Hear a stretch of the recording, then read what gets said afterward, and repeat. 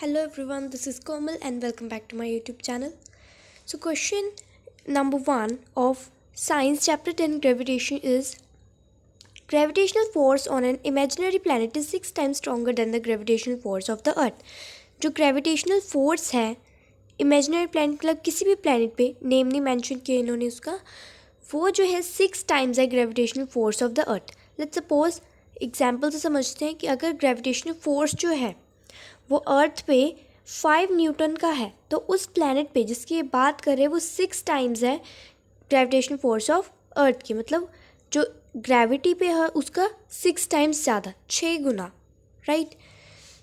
तो इसी तरह हम इसको क्वेश्चन को कंप्लीट करेंगे. Firstly acceleration due to gravity हमें पता है 10 मीटर पर सेकंड स्क्वायर होती है या फिर 9.8 मीटर पर सेकंड स्क्वायर भी ले सकते हैं. दोनों में आंसर डिफरेंट आता है ग्रेविटी पे, बट आंसर दोनों ही राइट है. सो मास ऑफ ऑब्जेक्ट जो है वो 50 kg है.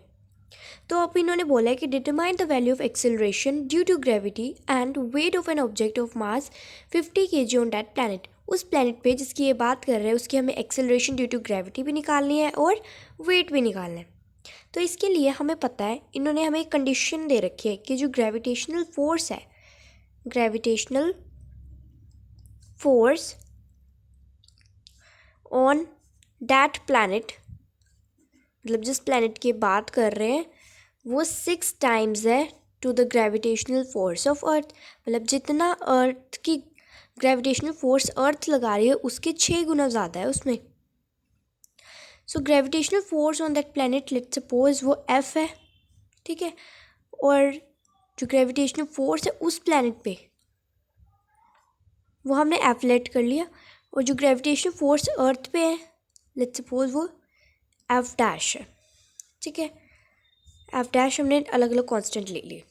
तो हम अब हमें पता है कि इसमें एफ की वैल्यू क्या होती है, M G, mass and gravity का प्रोडक्ट.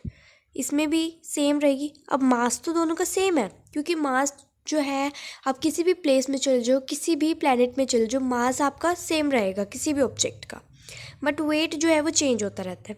तो मास तो दोनों का सेम रहेगा बट ग्रेविटी अलग होगी क्योंकि इन्होंने सिर्फ ग्रेविटेशनल फोर्स बोला है हमें कि वो 6 गुना ज़्यादा है. अब वो भी अलग है. तो ग्रेविटी लेट्स सपोज उस प्लैनेट की 1 होगी और अर्थ की ग्रेविटी G2 है, ठीक है. तो अब मास से मास तो कैंसिल हो गया. तो हमारे पास ग्रेविटी के बची 6G2. अब हमें इसकी तो वैल्यू पता है, इस ग्रेविटी की जो हमारी अर्थ की है 10, राइट. 10 मीटर पर सेकंड स्क्वायर होती है इसकी वैल्यू. तो ये आ गया 60 मीटर पर सेकंड स्क्वायर. जो ये प्लैनेट है जिसकी ये बात कर रहे हैं उसकी ग्रेविटी जो है वो 60 मीटर पर सेकंड स्क्वायर है. अब हम उसके वेट की तरफ जाते हैं.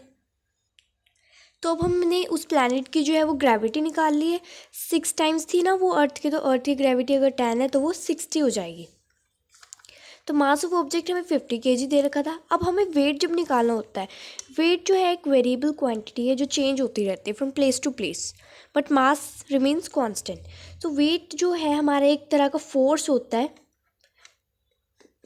वेट जो हमारा एक तरह का फोर्स होता है जिसे हम product of mass and acceleration बोल सकते हैं. तो अब यहाँ पे हम ग्रेविटी यूज़ करेंगे.